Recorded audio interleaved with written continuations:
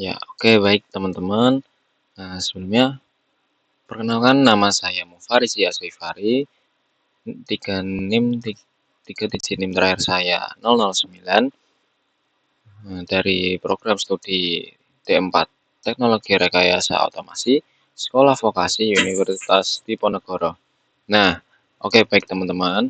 Di sini aku ingin mempresentasikan atau ya sudah saya pelajari tentang setup Python dan library plus kode editor. Nah, dari mata kuliah Praktikum Algoritma dan Pemrograman, dosen pengampu Pak Rofik Cahyo Prayoga STMT. Nah, sebelum kita masuk ke intinya, di sini saya akan memberikan sebuah inti penyampaiannya itu berupa di sini saya akan memberikan tutorial cara bagaimana menginstal dan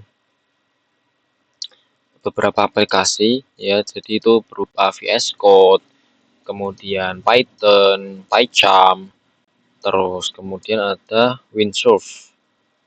Nah, di situ saya akan bukan mengajari tapi lebih memberikan sharing-sharing kepada kalian bagaimana cara mendownload instalasi Python, lalu kemudian pengecekan versi, kemudian instalasi dan konfigurasi PyCharm, menjalankan program lokal, kontras dengan Replit, kemudian membaca dan menulis file teks sederhana, Teams manajemen proyek lokal, contoh penggunaan Time Random OS, lalu install library pihak ketiga dan import. Nah, seperti itu, teman-teman. Nah, jadi kita langsung masuk saja ke dalam videonya. Maksud saya video dalam Canva ya, yang saya presentasikan. Jadi untuk yang bab pertama yaitu di sini kita akan menginstalasi versi Python. Nah, menginstal Python di laptop sangat penting karena kode editor hanya berfungsi sebagai tempat menulis program saja, bukan untuk menjalankannya. Python berperan sebagai interpreter yang menerjemahkan kode menjadi instruksi yang dapat dimengerti oleh komputer. Tanpa Python, program yang ditulis di editor tidak bisa dijalankan atau diuji hasilnya. Jadi Python ini adalah sebuah sistem yang dimana gunanya dia itu untuk menjalankan sebuah uh, kode editor yang dimana itu yang kita kenal itu yang bernama program. Nah, ketika program itu kita sudah buat, kita perlu untuk sebuah aplikasi yang dimana dia itu perlu untuk bisa menjalankan simulasi yang dimana itu sebuah algoritma yang sudah kita punya di dalam otak kita, kemudian kita tulis dan perlu disimulasikannya. Nah, Python ini hadir untuk bisa mensimulasikan simulasi kerja yang dipikirkan dari otak. Nah, jadi fungsi utamanya Python berfungsi sebagai interpreter yang menerjemahkan program menjadi perintah yang dimengerti komputer sehingga program yang kita tulis dapat dijalankan dengan benar. Jadi seperti itu teman-teman. Jadi Python ini adalah salah satu tempat sebuah kode programming yang dimana bisa disimulasikan seperti itu. Kemudian yang bab 2, apa itu kode editor? Jadi apa sih kode editor itu? Jadi kode editor adalah aplikasi atau perangkat lunak yang digunakan untuk menulis dan mengedit kode program. Fungsinya mirip seperti Notes, khusus untuk programmer, tapi dilengkapi fitur dengan mempermudah penulisan kode seperti syntax highlighting biar kode lebih mudah dibaca, lalu autocomplete untuk mempercepat pengetikan pemeriksa kesalahan, error checking agar tahu kalau ada kesalahan tulisan, tombol run atau terminal untuk menjalankan kode langsung dari editor. Kemudian bab ketiga, membaca dan menulis file teks di Python. Nah, Python bisa membuka, membaca, dan menulis file teks menggunakan fungsi bawaan atau open. Jadi menggunakan kurung terbuka dan kurung tertutup. Jadi kita harus mencantumkan sebuah bawaan open yaitu yang kurung buka dan kurung tutup. Parameternya itu mode menentukan cara file yang digunakan seperti itu. Nah, kemudian bab keempat itu ada tips manajemen proyek lokal. Yang pertama, buat folder proyek terpisah untuk setiap program. Gunakan nama file dan variabel yang jelas dan mudah dipahami. Simpan versi program secara berkala, V1, V2, dan final. Jadi seperti itu. Dalam ini kita bahas dulu 1-3 karena ini adalah sebuah program yang kita buat itu dibuat secara terpisah. Jadi ketika kamu ingin mengambil, kamu ingin menaruh itu jangan disatukan, tapi kayak sebuah algoritma itu dipisahkan yang dimana nanti ketika sudah dipisahkan ada satu manajer folder file yang dipisah dan itu tuh tempat untuk berkumpulnya para file atau variabel itu. Jadi benar-benar program ini tuh secara berkala tuh mempunyai fungsinya masing-masing seperti itu. Jadi terus yang keempat, tambahkan komentar pada kode agar mudah dipahami.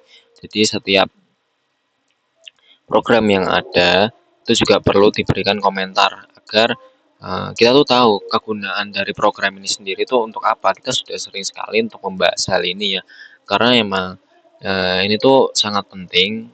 Karena apa? Dikarenakan kalau tidak diberikan apa arti atau mungkin kayak judul gitu untuk komentar ini, kita malah jadi lebih bingung karena kita nggak tahu program ini untuk apa ya. Kita hanya bisa memprogram, tapi kalau ketika kita lupa, kita jadi apa ya, lupa sendiri terus malah nggak sinkron gitu kita memprogramnya. Jadi harus diberikan komentar, yaitu dengan cara diberikan tanda eh, apa yang namanya itu ya, pokoknya yang garis merah yang 2 itu perlu sekali. Kemudian dipisahkan file berdasarkan fungsi, misalnya perhitungan, tampilan, data. Jadi perhitungan sendiri ya bagian hitung-hitungan, terus tampilan seperti apa digital print atau print itu ya dipisahkan, lalu kemudian data juga seperti itu. Kemudian yang keenam, gunakan virtual environment agar setiap proyek punya paket sendiri. Terus yang ketujuh, lakukan backup proyek secara rutin ke flash disk drive atau GitHub seperti itu. Nah, kemudian bab kelima, apa itu library? Library adalah kumpulan modul atau fungsi siap pakai yang dibuat untuk mempermudah proses pemrograman. Dengan library, kita tidak perlu menulis kode dari nol, cukup memanggil fungsi yang sudah tersedia sesuai kebutuhan. Nah, jadi fungsi-fungsi ini tuh adalah sebuah kayak seperti template yang dimana tuh kita yang tadi udah program dan dipisah itu terus kita panggil dengan fungsi. Jadi benar-benar program ini terpisah, walaupun terpisah itu tetap masih bisa masuk ke dalam sebuah pemrograman yang kita inginkan. Jadi kita nggak perlu buat sampai jadi satu panjang gitu, tapi kita bisa jadi membuatnya lebih ringkas dan terlihat lebih mudah dipahami seorang programmer ya, jadi tidak terlalu banyak seperti itu. Karena kalau kita gabungkan semua jujur itu benar-benar bakal jadi lebih banyak dan mungkin buat kalian yang laptopnya agak kurang itu bikin lemot gitu. Nah, kemudian yang fungsi utama yaitu pertama di sini mempercepat pembuatan program tanpa harus menulis semua kode dari awal. Nah, ini sangat mempercepat sekali. Karena kamu nggak perlu membuat kayak benar-benar program itu dari awal, tapi kamu cukup apa ya, memanggil sebuah fungsi ini gitu. Jadi semua tidak perlu selalu mulai dari awal, tapi kamu cukup buat satu, kemudian masih bisa dipanggil beberapa kali bahkan unlimited seperti itu. Karena memang itu sudah menjadi kayak tersedia dan kita tinggal pakai gitu. Kemudian yang kedua, menyediakan fitur tambahan sesuai kebutuhan, misal hitungan matematika, manipulasi data, tampilan grafis. Nah, itu juga kita yang buat sendiri. Kemudian tiga, membantu menjaga konsistensi dan mengurangi kesalahan dalam kode. Nah, dari sini kadang kan kita kalau udah memprogram yang banyak dan panjang, itu kan tidak terlepas dari luput kita yang sebagai manusia tuh sering kayak mungkin lupa dalam tanda buka kurung atau mungkin tanda petik gitu kan. Kan kalau kita membuat program semua gitu kan, sering mungkin terjadi kesalahan seperti itu. Nah, ketika kita membuat cukup satu program saja dan kita coba, kan kita mesti tetap simulasi ya di situ. Nah, ketika kita simulasi, itu kan kita uji coba sampai benar-benar itu tuh programnya nggak sampai salah dan memang benar semua gitu kan. Nah, tapi kalau kalian buat dari nol dan berulang, itu kemungkinan kesalahan cukup sangat besar.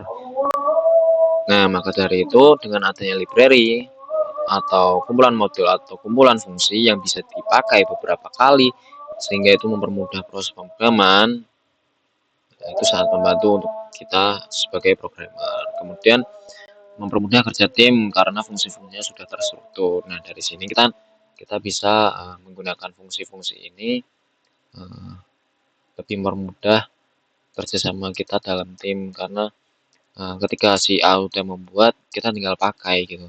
Jadi nggak usah mikir dari nol. Pokoknya ini library sangat membantu sekali seperti itu. Nah, bab ke-6 yaitu jenis-jenis library, yaitu yang pertama contohnya library time. Itu fungsinya digunakan untuk bekerja dengan waktu, jam, tanggal, atau jeda program. Nah, library time ini kita kita manggil sebuah library time ini yang dimana kita sudah memprogramnya yang di dalamnya itu berupa jam atau tanggal atau jeda program yang kita sudah buat sebelumnya. Terus kemudian ada library random, fungsi digunakan untuk menghasilkan angka acak atau memilih data secara acak. Jadi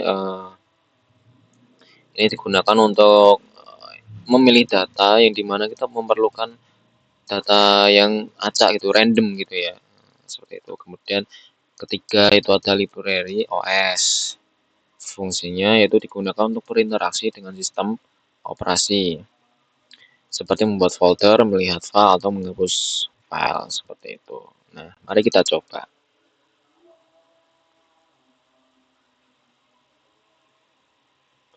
Nah, oke, di sini aku sudah membuka beberapa tab ya. Nah, yang di sini kita akan mendownload sebuah Python ya. Di sini kita akan mendownload sebuah Python yang dimana Python ini kita yang pertama bisa cari dulu ya. Ini untuk kita mempelajari dari awal. Kita buka aja Python download. Nah, ini kapan saya menggunakan Windows ya. Jadi saya menuliskan Python download Windows. Tapi untuk kalian yang mungkin menggunakan OS atau yang lain bisa menyesuaikan seperti itu. Nah, kalian pilih yang Python org. Nah, ini akun resminya dari Python. Nah, setelah kita masukin tadi ya kan di sini kalian scroll ke bawah. Nah, di sini ada versinya ini cukup banyak sekali ya. Di sini ada release date-nya yaitu atau yang biasa dikenal itu rilis terbarunya lah, yang update-nya. Nah, itu tuh ada yang dari benar-benar awal banget ya. Nah, ini 2001. Nah, tapi yang paling terbaru banget itu tadi sepertinya itu yang 13. Ntar teman-teman. Nah, yang 3.14.2. Nah, itu paling terbaru. Nah, sini kalian juga perlu tetap search and research karena di sini ada yang mungkin kurang cocok dengan laptopnya. Jadi perlu di search di research dulu di dalam sebuah laptop ya kan. Nah, ini perlu uh, di research lagi untuk pendownloadannya. Nah, kalian terus pencet bagian download ya. Terus masuk ke dalam sini terus tinggal download aja. Nah, ini di download. Nah, ini otomatis ke download. Cuman karena saya udah punya, saya udah remove karena biar tidak memenuhi memori. Saya udah punya. Kemudian lanjut kita ke mendownload WinSource atau mungkin VS Code dulu juga boleh. Pokoknya intinya kalian tulis VS Code download, kemudian masuk ke dalam akun resminya yaitu visualstudio.com. Nah, kemudian kalian cukup menyesuaikan apa yang kalian laptop punya, itu menggunakan MacBook atau Debian. Nah, di sini saya menggunakan Windows. Saya pencet ini Windows, kemudian di download, itu otomatis tidak perlu susah payah, langsung masuk ke dalam sebuah program, bukan, instalannya itu otomatis sudah pasti ke download, tidak perlu pusing. Kemudian selanjutnya yaitu ada PyCharm.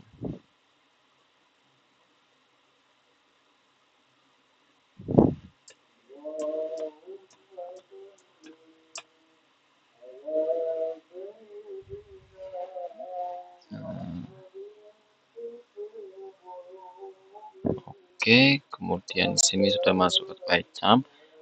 Ini akun resminya itu yang JetBrains ya. Nah, oke, sudah masuk ke dalam JetBrains, itu tuh sebuah akun resmi PyCharm. Kemudian pada intinya tuh kita mendownload semua aplikasinya, yaitu yang pertama itu ada PyCharm, Python, VS Code, kemudian Windsurf, seperti itu. Nah, ini kita juga download ya. Sini langsung otomatis pasti ke download langsung, tidak perlu ada iklan-iklan tuh tidak akan ada ya. Nah, pada intinya kita langsung saja masuk dalam sebuah unduhannya. Nah, di sini download, kita cek beberapa file yang sudah saya download ya, yaitu ada PyCharm, Python, VS Code, dan Windsurf. Nah, kita langsung masuk saja ke dalam file. Nah, di sini kita langsung download saja.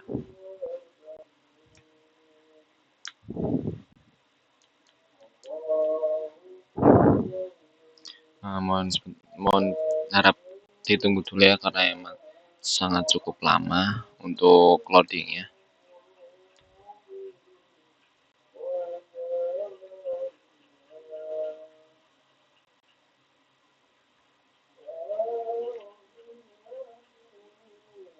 Nah, udah masuk ke dalam pop-up-nya di sini PyCharm setup. Nah, kemudian langsung pencet next saja.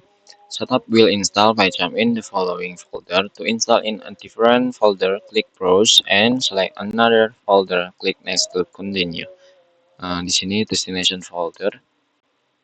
Langsung saja kita ke next. Nah, jangan lupa ini untuk create desktop shortcutnya dicentang agar bisa keluar di tampilan desktop laptopnya. Kemudian add bin folder the path ya, kemudian lanjut install, kemudian ditunggu sampai benar-benar selesai. Di sambil itu kita juga langsung saja masuk ke Python. Sebelum masuk ke sini, kita coba cek dulu apakah di dalam laptop ini itu sudah ada yang namanya Python. Nah, menggunakan command prompt. Nah, kita bisa ngecek dulu di sini.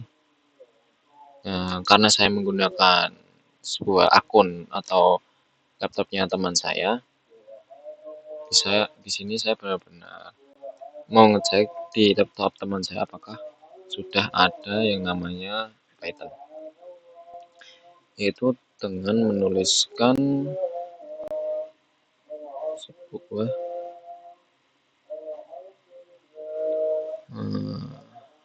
format, itu Python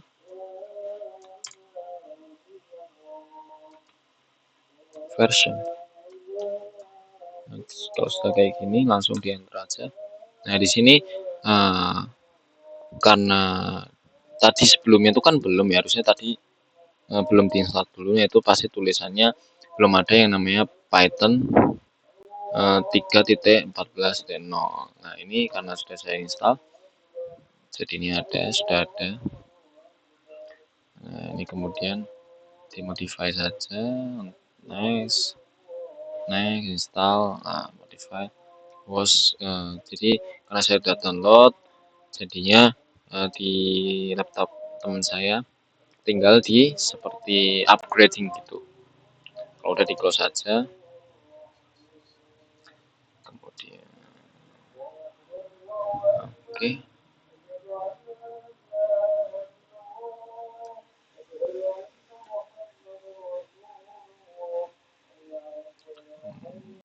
Kita lanjut ke dalam proses download kan sudah, kemudian pendownloadan VS Code.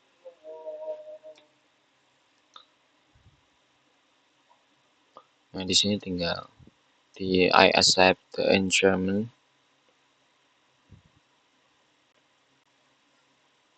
Lanjut next, install.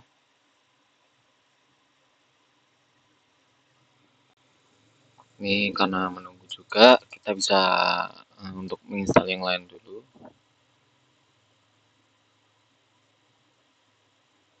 Mohon maaf karena emang ini agak cukup aplikasi yang berat-berat juga, jadi agak lama. Jadi mohon bersabar.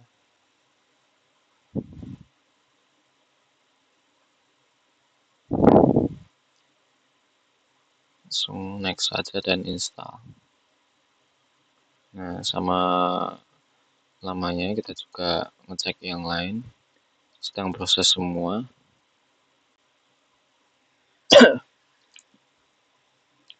Kita juga perlu ngecek yang Python. Nah, karena sudah terinstall, kita buka dulu yang bagian ini.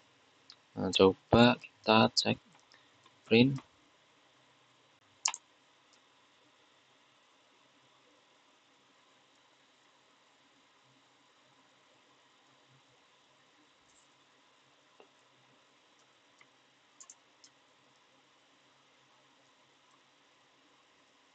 Tuh, ini karena sudah bisa, dia langsung kayak ngeprint si hello world-nya. Contoh lagi misalnya sudah.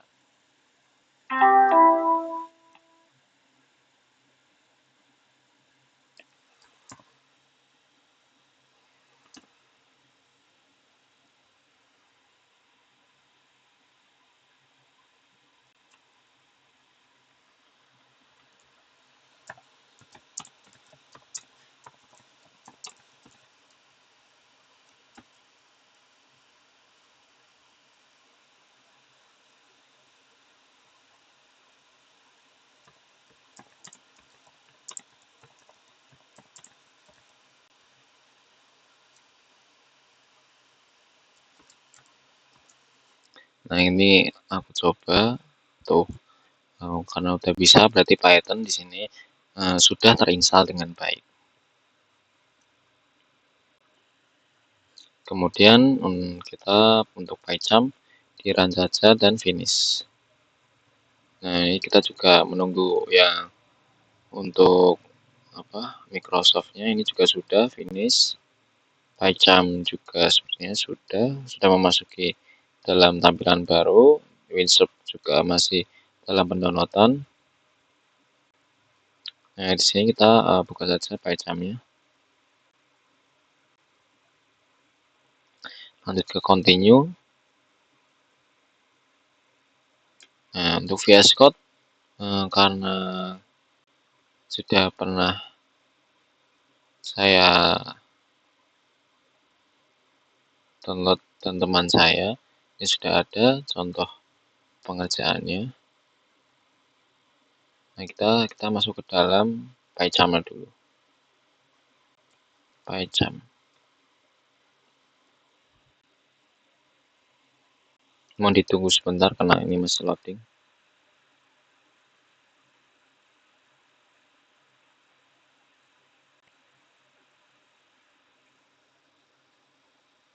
Kita pop up-nya ke allow saja. Nah, karena di PyCharm ini misalkan kita belum punya account atau sebuah platform lain, kita bisa skip import saja buat teman-teman yang belum tahu. biar lebih gampang. Nah, di sini tampilan untuk PyCharm. Di sini kita bisa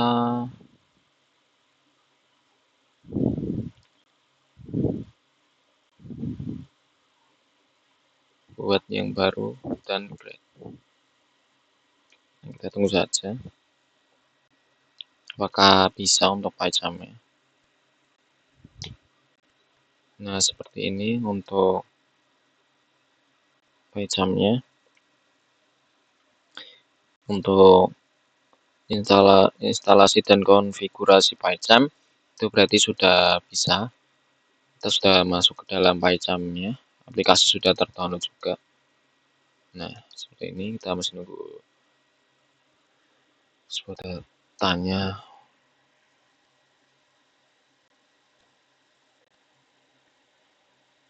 Sambil kita menunggu. Nah, ini sudah selesai PyCharm-nya. Kita bisa membuat yang baru. Nah, jujur untuk aplikasi-aplikasi ini kalau bisa saran saya jangan langsung di running bersama-sama karena bisa membuat laptop cepat panas. Ini jujur kipas yang ada di sini sangat terasa kencang sekali terdengar karena saya hidupin semua Rizal gitu ya.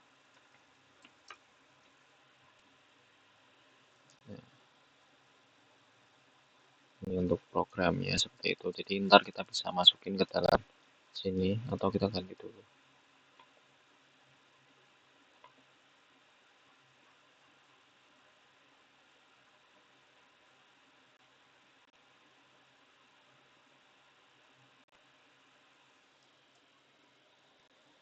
Mohon ditunggu dulu ya teman-teman.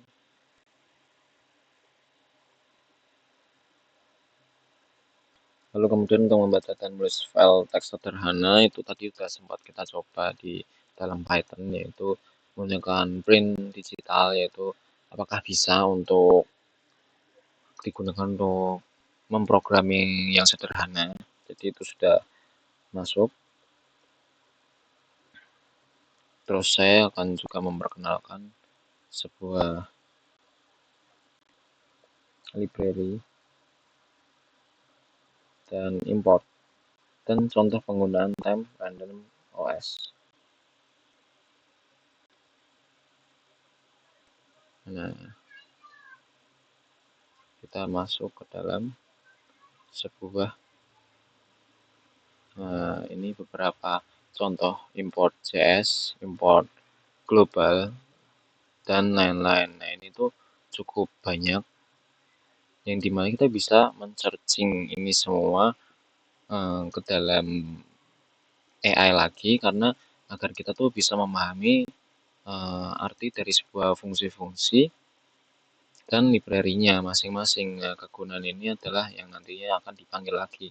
Jadi program ini berisi suatu program yang dimana untuk seperti tampilan dan lain-lain seperti itu. Nah, seperti ini. Ini yang sudah saya dan teman saya buat seperti itu. Ini ada beberapa banyak bahkan fungsi yang terlihat di sini. Nah, jadi untuk pendownloadan juga udah selesai semua. Tinggal yang WinSource saja. Kita ceknya dulu ya teman-teman. WinSource.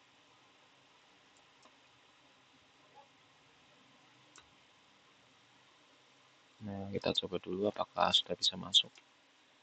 Untuk yang VS Code, PyCharm, dan Python juga sudah bersama dengan program-program yang ada seperti dev ini atau fungsi ya.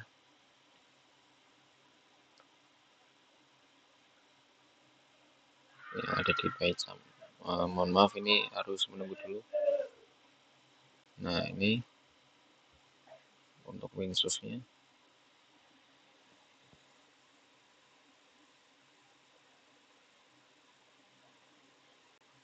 Nah, kita bisa langsung saja untuk next. Nah, itu nanti kita juga bisa memilih-milih untuk temanya dulu karena mempersingkat waktu. Kita bisa langsung skip ke sign up atau login. Nah, di sini karena saya belum mempunyai akun, saya memilih sign up. Nah, di sini teman-teman tinggal login dan di mana Windsurf ini akan sama halnya tampilan itu seperti sama sekali seperti Python. Namun perbedaannya yang terlihat itu ada di AI-nya. Nah, di AI si Windsurf itu lebih menurut saya lebih keren dan hasilnya lebih baik ketimbang Windsurf. Jadi PyCharm ini lebih unggul daripada Windsurf, tapi juga Windsurf sendiri punya kelebihannya sendiri. Ya, jadi seperti itu ya teman-teman yang bisa aku sampaikan ke dalam setup Python dan library plus code editor pada kali ini. Kurang lebihnya mohon maaf. Wassalamualaikum warahmatullahi wabarakatuh.